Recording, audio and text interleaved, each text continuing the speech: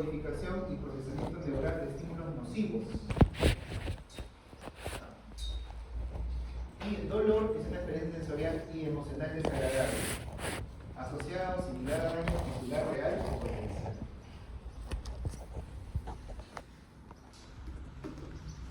Este mismo grupo define y trae a colación 6 notas importantes aclaratorias en relación al concepto anterior. Primero, que el dolor siempre es una experiencia personal, influido por diferentes factores, ¿no? El famoso umbral del dolor, o eres engreído. El dolor siempre es una experiencia personal, influenciada por factores biológicos, psicológicos y sociales.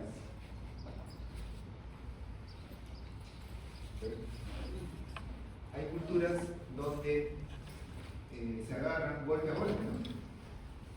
Y siguen adelante. Yo recuerdo cuando se iba a hacer el personal las personas de la comunidad donde trabajaba, había fiestas donde se golpeaban a puño limpio, ¿no? Y era algo esperable en ese tipo de fiestas, ¿no? ¿Y acaso alguien iba a la posta porque se quejaba de dolor?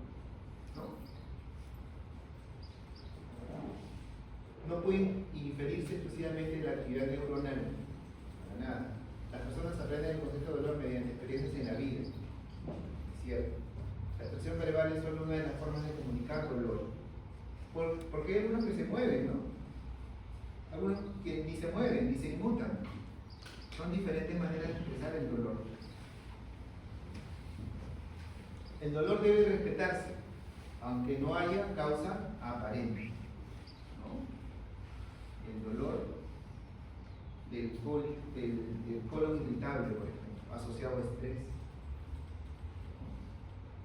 Oye, pero ¿cómo es posible que hoy no quieras ir a estudiar, o ir a trabajar, o ir a una determinada actividad, y me está haciendo lo mismo otra vez? Ese paciente necesita apoyo y ayuda. ¿Okay? Las expresiones verbales y conductuales son solo aproximaciones a la experiencia que tiene cada paciente. Por lo tanto, esto es muy importante. Es un síntoma cardinal en medicina, ¿no? El dolor. ¿Qué problema de algún órgano o sistema no se expresa con dolor? Impacta en la calidad de vida, es motivos frecuentes de consulta, por supuesto. Y la fibromialgia es un ejemplo de ello. Impacta en la vida, en la calidad de vida. Un dolor mal caracterizado dificulta el diagnóstico, claro que sí. Entonces, tenemos que caracterizar bien el dolor con todo el cortejo que ustedes están viendo en las prácticas. ¿Cómo se clasifica el dolor? Acá viene un nuevo dolor, un nuevo integrante de esta clasificación, que es el que habló su compañero, el nociplástico, ¿no? El nociceptivo, donde hay un daño, una injuria, ¿no? Del tejido. El neuropático, donde hay una lesión del nervio. Y el nociplástico, donde no hay nocicepción, pero sí hay dolor por mecanismos complejos, como una disregulación, por ejemplo, de llevar esa sensación hacia el tejido, hacia el sistema nervioso central, como sucede en la fibromialgia.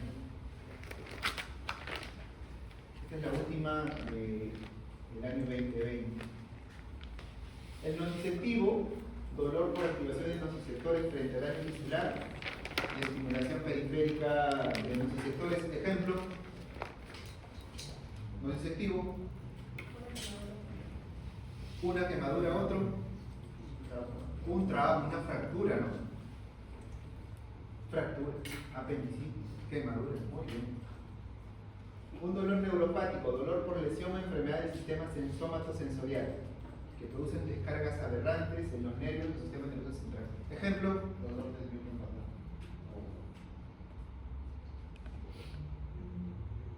Una clásica,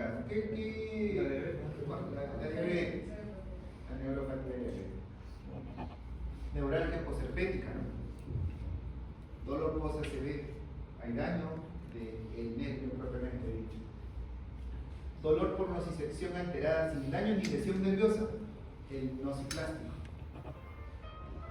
Espérenme, tengo que contestarlo. Recuerden que estoy en los comentarios.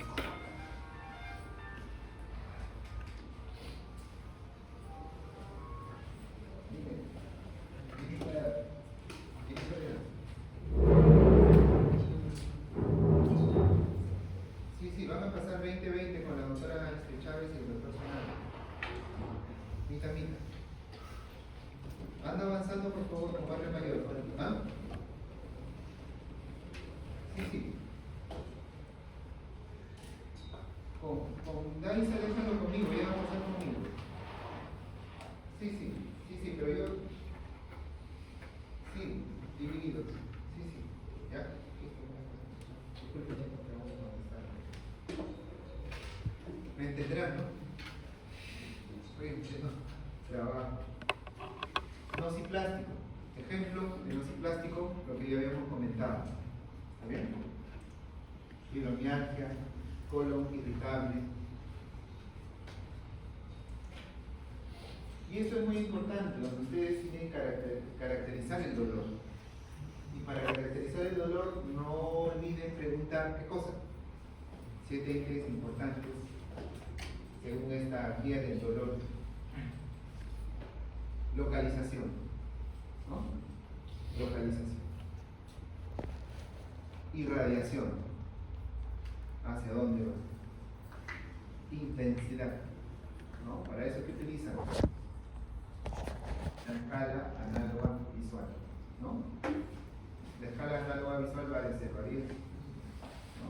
A veces le dicen ustedes 10 es un dolor insoportable, o a veces utilizan una figurita con una carita feliz, ¿no?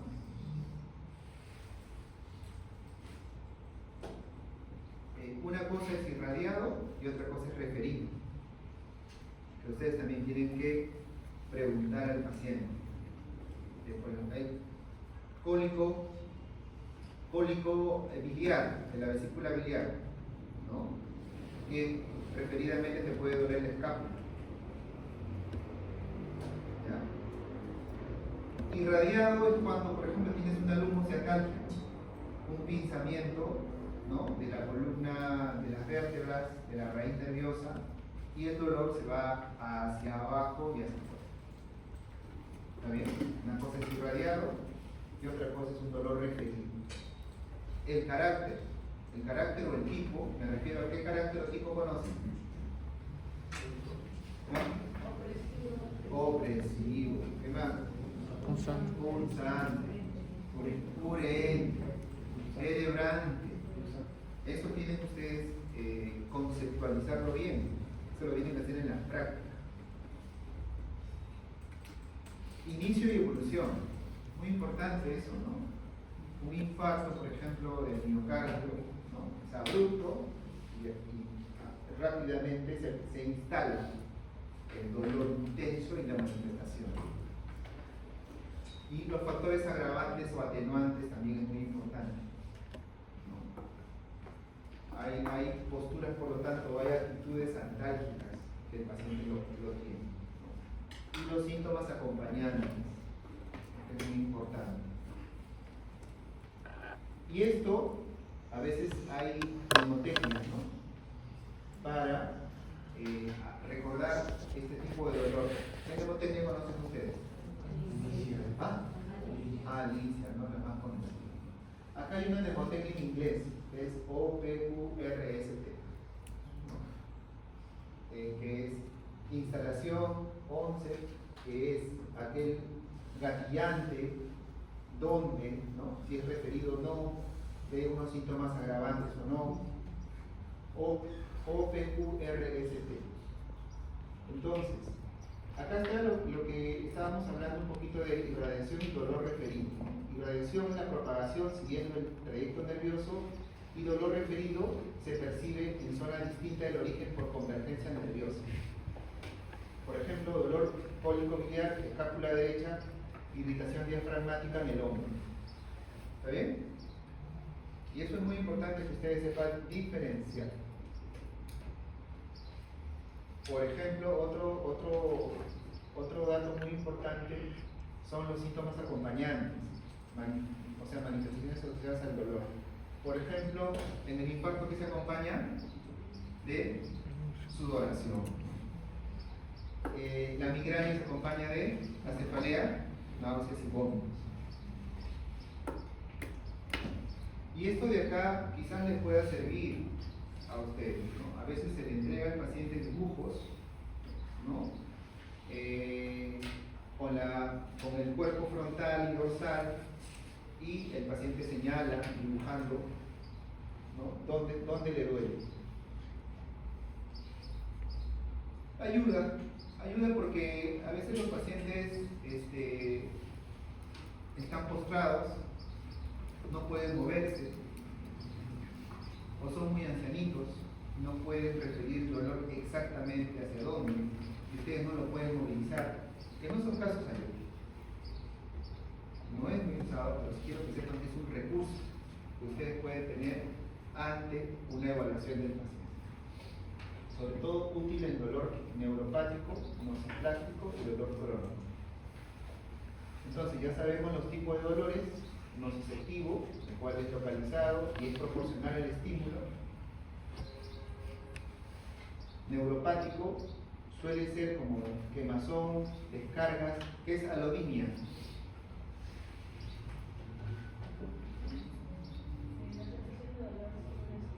Así es, un pequeño roce y un dolor.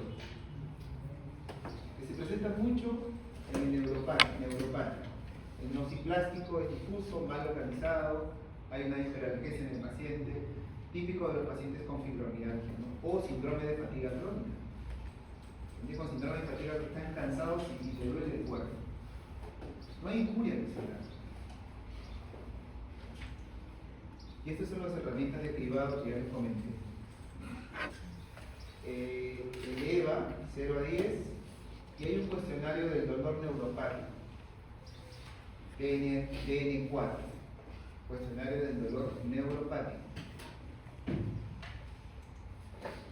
Este cuestionario del dolor neuropático,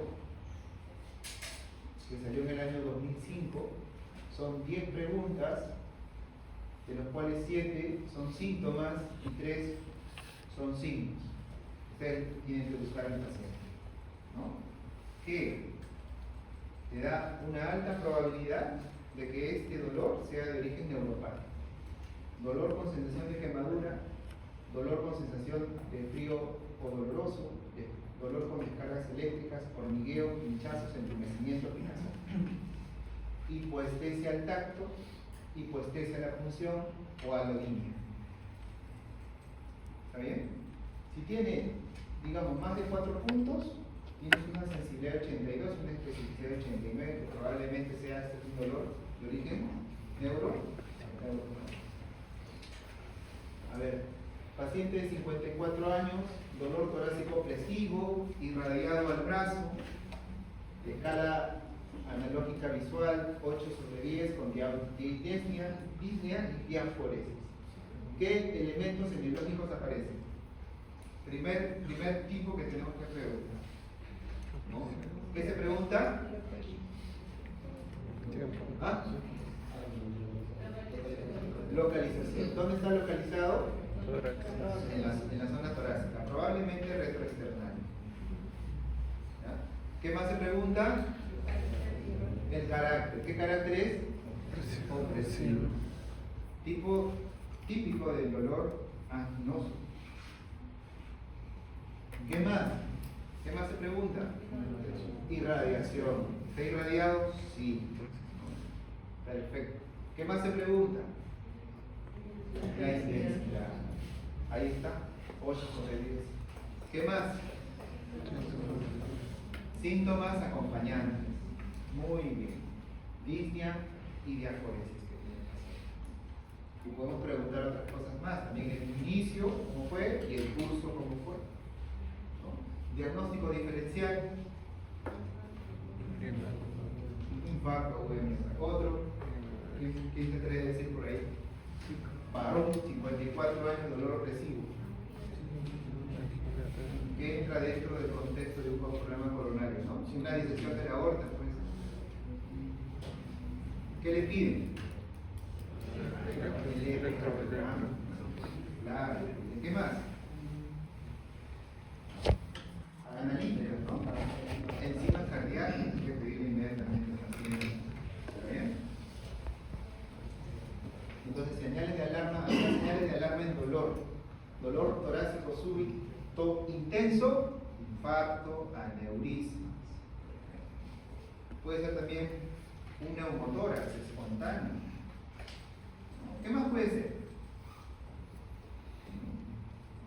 Una pericarditis intenso, súbito. Cefalea en trueno, así.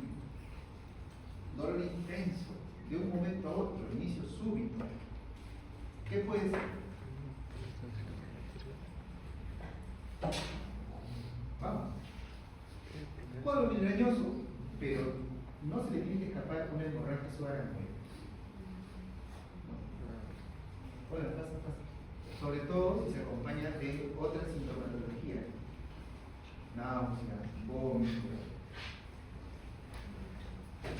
Lumbalgia con déficit motor progresivo. Ese paciente que tiene lumbalgia con déficit motor progresivo, como silla de montar, ese paciente tiene que tener mucho cuidado, porque está hablando de una mielitis, de un problema mielopático.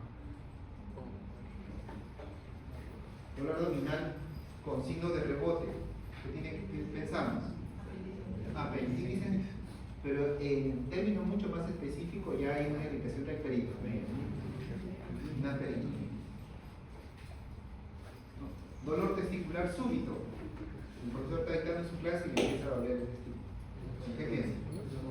Una con cianosis ahí. Entonces, el dolor es un síntoma cardinal que ya lo sabemos, siempre hay que preguntar los 7 ítems, no se olviden de los mecanismos y siempre pensar en señales de alarma. Vamos al edema.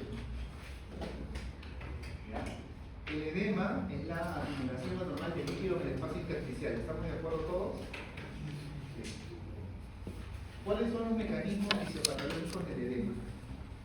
El clásico que ustedes conocen.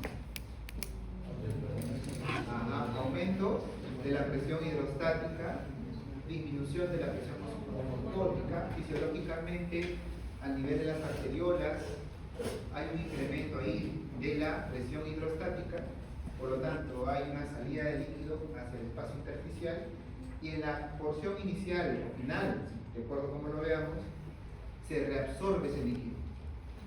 Fisiológico, eso es lo que conocíamos siempre. Al menos es lo que yo conocía siempre. Y siempre hay una sumatoria positiva hacia la salida de líquido, hacia la salida de líquido hacia el intersticio. Pero ahora se ha visto que no es así. Sí existe ese mecanismo, pero el mecanismo más importante es el nombre del glucocálix endotelial. ¿Qué es el glucocálix endotelial? Es el glucocálix. El glucocálix es un polisacárido que puede estar como un glucolípido o una glucoproteína que tiene todas las células, que lo rodean todas las células, y el endotelio no está eximido de ello, protegiéndole contra el daño, que puede ser un daño mecánico o puede ser un daño oxidativo. El glucocálix protege. Y el endotelio también tiene glucocálix. Lo protege. Entonces, lo que se reconoce ahora es más allá. Ahí viene el tema. El glucocálix tiene un rol importante, pero el rol que reabsorbe ese sobrenadante de líquido intersticial es la linfa. O sea, el glucocálix es en el espacio de la zona del endotelio donde, entre el endotelio y el glucocálix, es donde se acumula el líquido, digamos, intersticial. Y el que recoge todo ese sobrenadante, más que las porciones iniciales de la vélula, es la linfa. Por lo tanto, la linfa juega un rol importante en ese equilibrio. Acá está el modelo clásico de Starling, que ustedes lo conocen, ¿no? Donde la presión hidrostática juega un rol importante, donde la presión mucótica juega un rol importante, y evidentemente esto va a generar de todas maneras un desequilibrio físico-químico que va a producir la salida de líquidos. Pero la reabsorción es clave. La reabsorción, más allá de la vénula, donde se suponía que la presión hidrostática es menor que la presión mucótica, ¿no? La vénula, a diferencia de la arteriola, donde la presión hidrostática es mayor que la oncótica, acá no. Acá lo que se habla es del glucocáliz. En ese espacio entre el capilar, digamos, y el endotelio y el glucocáliz es donde sale el líquido intersticial, y todo ese retorno se produce más que por la vénula, por la linfa. ¿Okay? La linfa es la principal vía de retorno. Clasificación clínica. Puede ser generalizado versus localizado. Si es un edema generalizado, ¿qué patología pensamos? Renal. Otra, cardíaca. La renal, ¿cuál es la más menos dura o más dura? ¿La renal o la cardíaca? Entonces siempre me enseñaron a mí. Claro, primero, en primer lugar, es renal, sí, es renal generalizada, sobre todo que tiene que ver mucho con el tema de las posiciones, con el tema de la gravedad, es decir, el paciente se acuesta y tiene edema ¿dónde? En los párpados. El paciente se acuesta y tiene edema ¿dónde? En la región sacra. La falla cardíaca también te produce edemas, sobre todo cuando hay falla cardíaca del lado derecho, pero principalmente a nivel de miembros inferiores, ¿no? La fovea o el pitting de la falla cardíaca es más dura que la de la falla renal, del edema renal, por lo tanto el edema renal es más blando. Generalizado versus localizado. ¿Y localizado qué podría ser?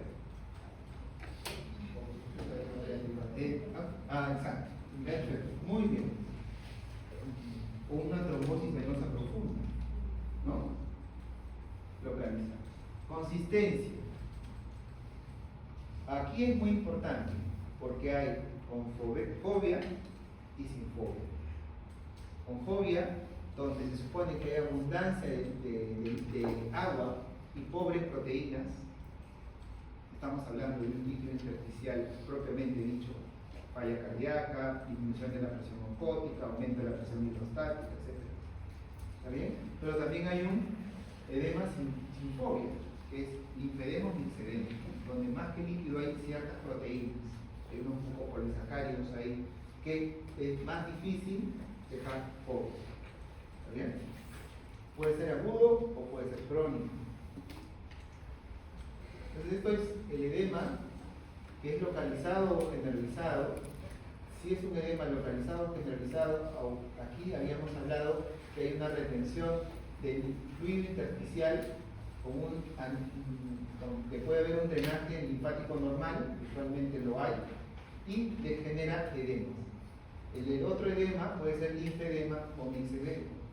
Linfedema, hay una obstrucción, ¿no?, del viaje del fluido linfático y por lo tanto se genera este problema.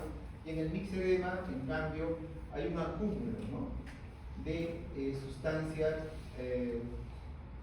como mucopolisacáridos, ácidos hialurónicos y mucinas, ¿no? Y estos no generan edemas.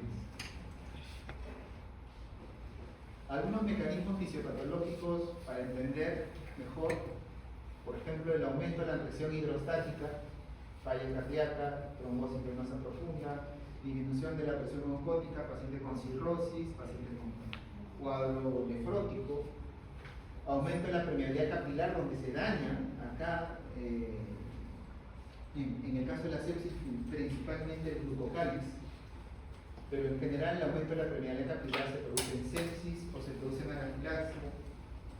obstrucción linfática, cáncer, cirugía, algunas infecciones parasitarias o alteración del glucocáliz, como le habíamos mencionado, en sepsis o inflamación crónica.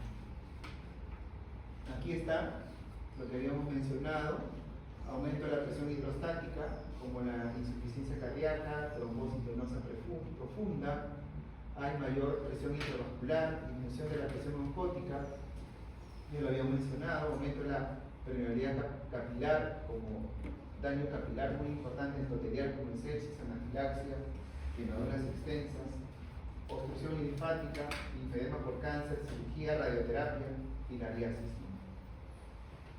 O alteración del glucocáliz, ¿no?, que altera la filtración y la retención de proteínas, como sepsis, diabetes e inflamación crónica.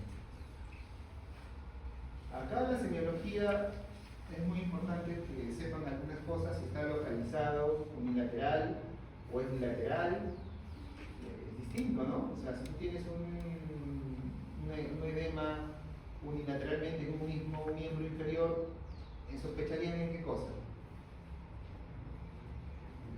Un problema venoso, ¿no? ¿Sí? O un problema linfático de esa zona. Si tienes en ambos, roto cardíaco, puede ser renal, puede ser medicamentos que también te producen consistencia, ya lo sabemos, si es blando o duro, linfedema, signo, fobia. El signo de Stemmer, ¿qué es el signo de Stemmer? Para ver linfedema. Es un pinzamiento del segundo y tercer dedo del dorso del pie y lo levanta. Ese pinzamiento tiene que dejar fobea. Si no deja fobea, es un linfedema. Matutino, habíamos hablado que es de origen, probablemente sospechamos de origen renal, o si es vespertino, venoso. Los pacientes que fingen paroxística nocturna, que durante el día caminan, están con edema de miembros inferiores, se acuestan, por gravedad hay un mayor retorno venoso, y al haber mayor retorno venoso hay mayor precarga, digamos, pero el corazón expulsa, pero no expulsa todo, y por lo tanto el paciente se despierta con falta de aire, ¿no? Esto es muy importante que ustedes sepan, la clasificación de la severidad del edema con fobia. 1 a 4 cruces. ¿Ya? Una cruz, guión, 4 cruces, ¿no? Slash, 4 cruces, 4 cruces, slash, 4 cruces, ¿no? Si es 4 cruces es severo. ¿Y hay una manera de valorar esto? Sí, con esta revisión que se ha hecho, profundidad de la fobia, mayor de 8 milímetros, y se demora en recuperar 2 a 3 minutos, es una depresión muy profunda, gran edema, extremidad rígida, eso es un 4 cruces. ¿Está bien? 4 cruces, a diferencia de que sea leve, es menos de 2 milímetros y el tiempo de recuperación es inmediato. Leve depresión, apenas perceptible. Pero claro, ¿con qué fuerza ustedes van a hacer la digitopresión? Porque si yo hago una fuerza, mi máxima fuerza, voy a hacer una fobia distinta a aquel que solamente hace una presión sin mayor fuerza. ¿Qué creen? Tiene que haber un dato uniforme, ¿no? ¿Cuál es ese dato uniforme? Lo pueden hacer con el pulgar o con el índice. Y es como si ustedes todos hagan.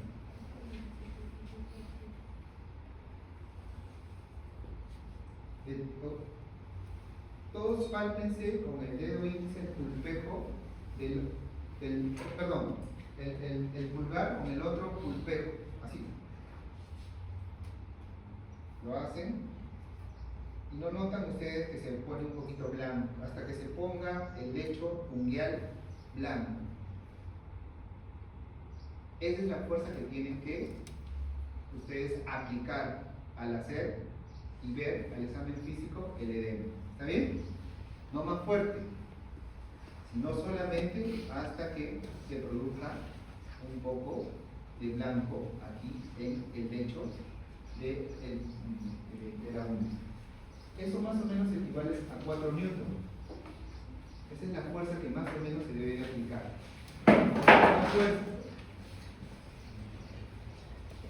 Y durante 5 segundos. Vamos a dar un ratazo de 5 segundos. Y esa es la fuerza. ¿Ya? Y luego necesita superficies óseas, ¿no?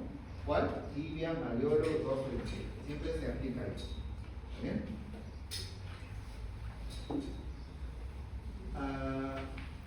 Ya esto lo habíamos conversado. Solamente para mencionar un edema agudo, doloroso, unilateral, pensar en el TBP, ¿no? Trombosis venosa profunda. Esto es lo mismo que ahora habíamos comentado. Alguna cosa unilateral agudo, TBP, unilateral crónico, linfedema, insuficiencia venosa crónica, con cambios ahí a nivel de la fosforilación de la piel. Bilateral agudo, una patología sistémica aguda que pudiera tener una falla cardíaca descompensada, síndrome nefrótico, bilateral crónico, cirrosis hepática, desnutrición o mixedema. Algoritmo diagnóstico importante, hay que hacer la historia clínica, cómo empezó, cómo progresó, se utilizan nuevos medicamentos, antiinflamatorios, corticoides, los antihipertensivos tipo bloqueadores de calcio, ¿no? El nifedipino, el verapamilo, ellos también producen edema tisular. Los antiinflamatorios, clásicamente por un tema a nivel renal, también producen retención de líquidos, producen edemas bilaterales. Y eso es bastante frecuente en las personas ya grandes, adultas, que suelen tomar antiinflamatorios, ¿no? Se le hincha la pierna o están tomando antihipertensivos. Tienen que ver dónde está localizado, si hay simetría o no, la consistencia que habíamos hablado y los exámenes que se tienen que pedir, ¿no? Para ver función renal, la albúmina, es decir, la presión oncótica, el examen de orina, tiroides o excelente. Están todos los fármacos que pueden causar edema. Los más frecuentes, ¿cuáles son? Los antiinflamatorios no esteroideos, los bloqueadores del canal de calcio, ahí están los mecanismos, los corticoides, las tiazolidionas, las glitazonas también, y los estrógenos y anticonceptivos orales que también pueden producir edema.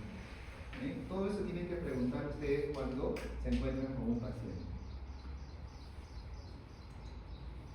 Entonces, signos de alarma, que sea inicio súbito, unilateral, doloroso, pensar en que sea un edema con disnea y ortognia, que sea edema con proteinuria masiva, orina espumosa, edema duro no depresible más antecedente oncológico. Entonces el edema también es un dato muy importante, hay que clasificar, a distribuir, ver la consistencia, ver la temporalidad, pensar siempre en nuestra cabecita qué mecanismo está predominando acá, la hidrostática, oncótica, linfática, hipocalis, y siempre buscar signos de alarma y correlacionar con el contexto clínico que ya les habíamos mencionado. Vamos con fiebre. Fiebre, ¿cómo no?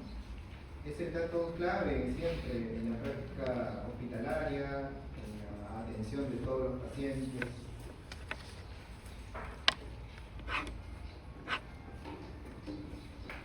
La fiebre es una elevación de la temperatura corporal central por encima del rango diario normal. La pregunta es cuál es el rango diario normal para un determinado individuo. Esto se produce por un aumento del centro termorregulador CEPON, ¿no? ¿Dónde está el centro termorregulador? En el hipotálamo. Entonces el hipotálamo tiene ya un rango de temperatura que normalmente está ahí. Al producirse una serie de sustancias, por ejemplo la prostaglandina E2, el clave ahí altera ese termostato y lo pone más hacia arriba. De tal manera que el centro termorregulador manda señales para que mediante diferentes mecanismos se incremente la temperatura. es un rasgo característico de la mayoría de los procesos infecciosos, pero también no infecciosos, el cáncer, por ejemplo, las enfermedades autoinmunes, por ejemplo, medicamentos, por ejemplo, pueden producir fiebre. Es muy importante diferenciar, y desde ya lo pongo, hipertermia de fiebre, hiperpiresia de fiebre. ¿Cuál es la diferencia entre hipertermia y fiebre? ¿Cómo? ¿Ah? ¿Cómo?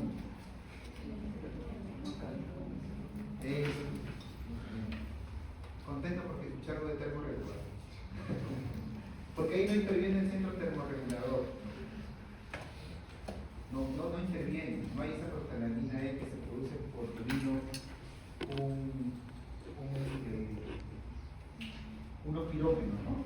Los pirógenos que pueden ser endógenos o pueden ser exógenos, finalmente producen prostaglandina E mediante la ciclooxigenasa y la prostaglandina E2 que actúa sobre el termorregulador. Acá no interviene nada de eso. Hay una hipertermia. Y esto puede ser por fármacos. Fármacos que pueden producir hipertermia. Golpes de calor, en muchos pacientes se mueren. ¿No? Ahí no interviene el centro termorregulador. ¿Y ustedes creen que la hipertermia va a mejorar con un antipirético? No, puede ser. Porque ese antipirético actúa bloqueando esa prostaglandina E2. Y aquí no hay ninguna prostaglandina E2. Diferencia de hiperpirexia. Hiperpirexia sí es un término más cuantitativo que del origen. Aquí también interviene el centro termorregulador, pero son fiebres altísimas, más de 41 grados Celsius. Acá está, esto es el mecanismo clásico de la fiebre. ¿Qué cosas se producen? Pirógenos, exógenos, lipopolisacáridos. ¿Qué bacteria tiene más lipopolisacáridos? ¿Gram negativo o gram positivo? Gram negativo. Gram negativo. Pero igual, también los gram positivos. Los pirógenos endógenos, la interleuquina 1, 6, TNF-alfa, interferón gamma. Todos estos pirógenos, exógenos, ustedes saben que las bacterias, los virus, todos ellos, no solamente el lipopolisacárido, en realidad cualquier componente bacteriano, microbiano, puede ser un pirógeno exógeno. Las macrófagos, las células presentadoras de antígenos reconocen estos microbios y producen citoquinas inflamatorias. En ese proceso de citoquina inflamatoria se producen una serie de liberadores intermediarios. Dentro de ellos, la activación del ácido araquidónico, la ciclooxigenasa y la producción de trombosanos y prostaglandina. Una de ellas es la prostaglandina E2. Y esa es la prostaglandina E2 que va hacia el centro termorregulador produciendo, a nivel de ciertos receptores ahí, elevación del termostato. Entonces, producción y acción de la prostaglandina E2 en la fiebre.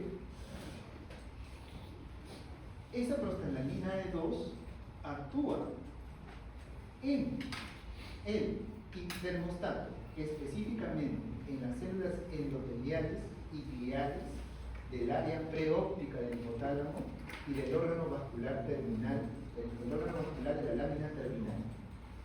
A ese nivel actúa esa prostaglandina E2, a nivel de las células endoteliales.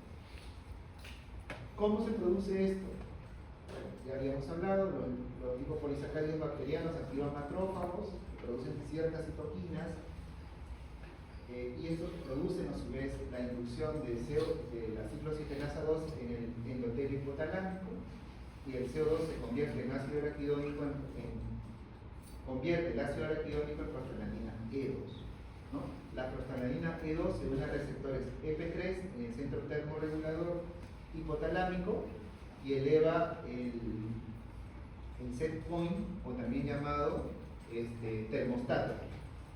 ¿Y qué va a producir? Vasoconstricción, escalofríos y termogénesis. ¿No?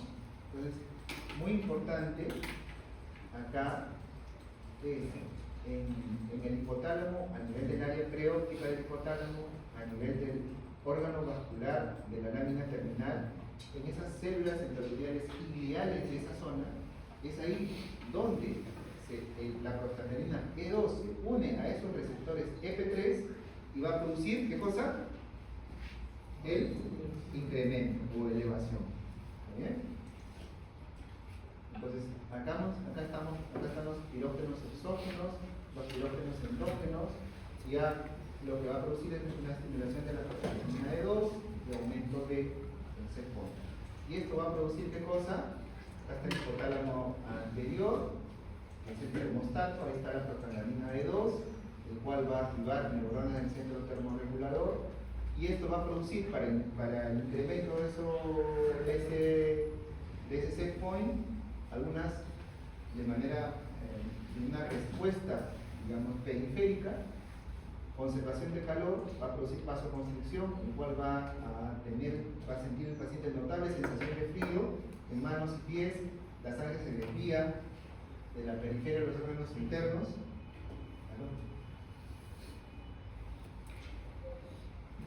Sí, uy, verdad, ya no.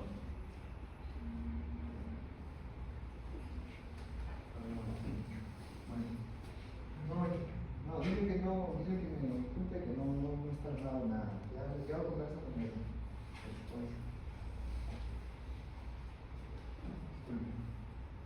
Entonces, la sangre se desvía de la periferia de los órganos internos, ¿y qué va a sentir el paciente? El paciente siente frío. Entonces, cuando le aumenta la temperatura, ¿qué sienten ustedes? No sienten frío. Es porque toda la sangre se ha ido a los órganos internos, lo ha dejado en la periferia sin sangre. Es un mecanismo de lo que sucede para incrementar la temperatura, vasoconstricción, para conservar el calor. ¿Qué más hay en la fiebre?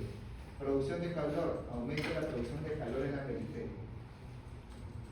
La grasa o el músculo produce termogénesis, ¿no? Porque se liberan ATPs y calor por las proteínas desacoplantes a ese nivel. ¿Qué más? Instintivo. Hay algo instintivo también que es reducción de la superficie expuesta, ¿no? Entonces buscan lugares calientes, se cubren de ropa, reducen la actividad, ¿no? A todos les ha dado fiebre. ¿Y hacen eso, no? ¿Sí? Se abrigan más, ¿no? Empiezan a tener escalofríos. Y todo eso continúa hasta que la temperatura de la sangre llega a las neuronas del hipotálamo, dando lugar a la nueva configuración. Se configura otra vez, ya no tienen escalofríos, ¿no? Ya no necesitan taparse.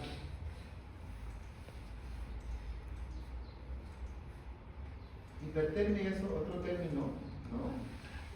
Donde el centro termorregulador, como dijo muy bien su compañera, no interviene, la temperatura del cuerpo aumenta de manera incontrolada y se anula la capacidad de perder calor. Esto es fatal. La piel está caliente pero seca, es difícil diferenciar entre fiebre e hipertermia, es cierto, pero eso se produce por golpe de calor, hipertiroidismo, fármacos o síndromes serotoninérgicos, y esto es grave, se puede morir el paciente.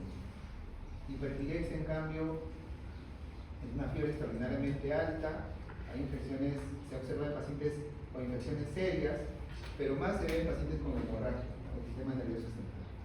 Los antipiréticos sí reducen la temperatura corporal, pero se requiere también medios físicos para bajar la temperatura. Medición de la temperatura. ¿Dónde medimos la temperatura? Parece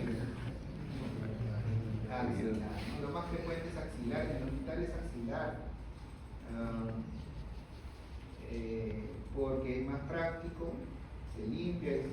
Cada paciente evidentemente tiene que tener su termómetro, pero vos tengas cuidado, y es difícil volver a poner en la boca, entonces por lo tanto es axilar.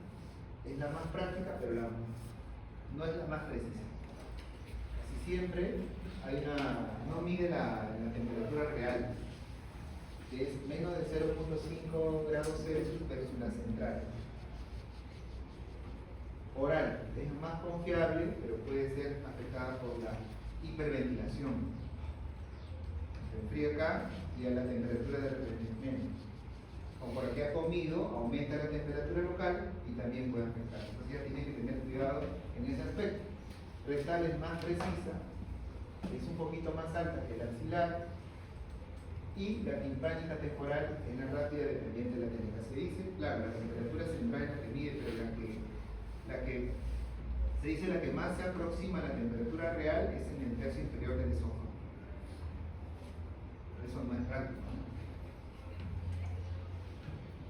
Bueno, el ser humano es homeotermo, ¿ya? Y es endotermo. ¿Está bien? ¿Por qué?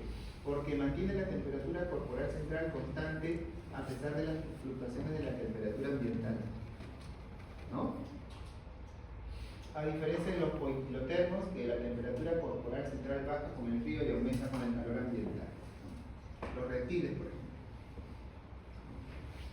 Y es endotérmico porque mantiene una temperatura relativamente constante que permite vivir en climas con diferente temperatura, ¿no? A diferencia de los ectotérmicos que desarrollan conductas que lo llevan a buscar temperaturas de acuerdo a su necesidad metabólica. La temperatura y su balance. ¿Dónde se origina el calor? En el metabolismo, en la actividad física, en el efecto térmico de los alimentos y en el escalofrío, como le dije. Cuando tenemos frío, ¿qué tomamos? Un mate caliente, un té caliente, ¿cierto? Actividad física, corriendo y no da calor, nos sacamos la casaca que tenemos y ahí estamos corriendo, que saca ese frío afuera. El metabolismo sí, hay algunos pacientes, por ejemplo, el tema tiroideo, ¿no? Entonces, tienen hipertiroidismo, ¿no? No intolerancia al calor, o al revés. Y la termolisis, que tiene que ver con algunas condiciones que ahorita lo vamos a ver, es la conducción, la convección, la irradiación, la evaporación y la sudoración. Acá está el reposo, ¿dónde más se produce calor? En las vísceras, ¿no? Ahorita ustedes están produciendo más en el cerebro, en las vísceras, ¿cierto? En el ejercicio, ¿dónde se produce calor? En el músculo, 90%. Los mecanismos de termólisis. Esto es cuando, digamos, se produce la transferencia de calor para uno u otro lado. La radiación. La radiación es la transferencia de calor entre objetos que no están en contacto, ¿no? ¿Está bien? Por ejemplo, la lámpara con el individuo, o el calor de la fogata con el gas. No están unidos, ¿no? Transferencia de calor que no están en contacto por ondas electromagnéticas. La evaporación. La evaporación es la transferencia del calor por el sudor, ¿no? Sucede con el jadeo o con limpia o sudoración. Esa es la evaporación. La convección, transferencia de calor por movimiento de partículas, ¿no? En el aire, por ejemplo, ahí en el sujeto que está sentado, o ahí en la tetera, ¿no? La tetera que en la parte de la base, donde está el calor, hace que el agua calentada ascienda mientras el agua fría desciende. Eso es convección. Es la transferencia de calor por movimiento de partículas. Y la conducción es el calor transferido a objetos que están en contacto. Por ejemplo, la silla con el sujeto, ¿no? Es la forma de transferencia de calor de los sólidos al tener contacto con superficies frías. O agarrar una barra caliente, lo pones una barra y lo pones al fuego y se empieza a calentar por conducción hasta llegar a tu mano. El ser humano es homeotermo y endotermo. La temperatura corporal normal es de 36.8 Celsius más menos 0.4. En realidad es un término que no se ha estudiado mucho cuál es la temperatura corporal normal, pero eso es lo que yo he podido sacar entre 36.8 y 0.4 Celsius. No es una cifra exacta, hay signos circadianos y picos de temperatura. El punto más bajo de temperatura es más o menos entre 4 y 6 de la mañana, donde tenemos más frío, y el más alto es entre 4 y 6 de la tarde, ¿no? donde la mayoría es más fiebre. Esto también cambia con el ejercicio, con el ciclo menstrual, con los patrones de sueño, con la temperatura del medio ambiente, y hay diferencias evidentemente de hasta 10 a 15 grados entre órganos centrales como el corazón, cerebro, tracto gastrointestinal y punta de los dedos. Puede haber diferencias.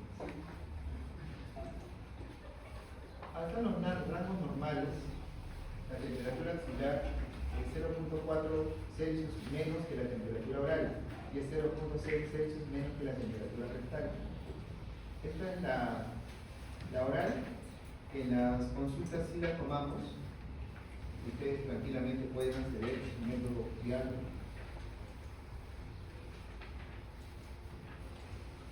La axilar se parece mucho a la timpánica. Y la oral es más o menos 0.4 más que la axilar y es 0.4 menos que la rectal. ¿Está bien? Lo que hace la enfermera es ponerle la axilar, la temperatura axilar y le suma 0.4 y eso es lo que pone en la hoja gráfica. Tú tienes que saberlo. No es la que la toma acá, sino la suma siempre.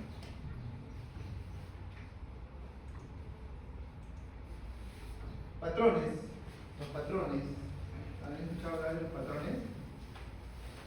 Patrón de fiebre, continua, remitente, intermitente, recurrente, ondulante. ¿Han escuchado los patrones de fiebre? Continua, fluctuaciones menos de 1 grado Celsius, por ejemplo, fiebre tifoidea. Remitente, oscilaciones mayor de 1 grado Celsius, pero no lleva a la normalidad. Endocarditis. Intermitente, periodos febriles, malaria. Recurrente, fiebre, periodo de fiebre continua, ya no tiene fiebre varios días. Recurrente, brucelosis. Ondulante, ascensos y descensos. Clásicamente linfoma. Esto sirve, es práctico, tiene utilidad práctica. Ustedes pueden ver una hoja gráfica y decir esto tiene esto u otro. Desde el punto de vista educativo sí ayuda. Pero ustedes creen que un paciente, ustedes creen que el uso de antipiréticos, el uso de antibióticos cada vez de uso más, de instalación más rápida, aún sin tener resultados positivos, ¿va a cambiar estos patrones? Por supuesto que va a cambiar. Por otro lado, se ha visto finalmente que estos patrones no son específicos. Es decir, ¿ustedes creen que la fiebre del patrón continuo solamente se va a ver en fiebre tifoidea? No, se va a ver también en neumonías. ¿No? Los abscesos también pueden dar ese tipo de patrón de fiebre. Entonces, desde el punto de vista educativo, de concepto y conocimiento, lo tienes que saber. Cuando te preguntan qué tipo de patrón es, porque sí se ve patrones a veces en la historia, sí se ve, no digo que no, sí se ve, pero tienes que saber estos patrones, ¿no? El continuo, menos de 1 grado Celsius, el remitente, mayor, pero nunca la normalidad, el intermitente, afebril, recurrente, periodos separados y oscilantes, de Hodgkin o de Peltz, que fueron los que lo escribieron en el siglo XIX. Entonces es muy importante preguntar la fiebre, el inicio, escalofríos, si hay malestar o no. Casi siempre las fiebres de origen infeccioso dan escalofríos, malestar general, y dicen que las fiebres oncológicas no suelen dar tanto malestar general. No lo he encontrado, pero los profesores me enseñaban. Y es cierto, ahora repasando y viendo las fiebres de origen oncológico, el paciente más allá de su estado, digamos, de enfermedad avanzado no muestra malestar general y escalofríos. En la plenitud febril el paciente está con piel caliente, taquicardia, polimnia, y en la efervescencia, sudoración profusa, hipotensión relativa. Y también puede haber una clasificación temporal aguda, subaguda y prolongada, más de 21 días. ¿Qué cosa es foto? La alumna se quedó dormida, no hay. Mi brazo derecho, que siempre me respondías todo. ¿Qué es foto? Fiebre, muy bien, fiebre de origen desconocido.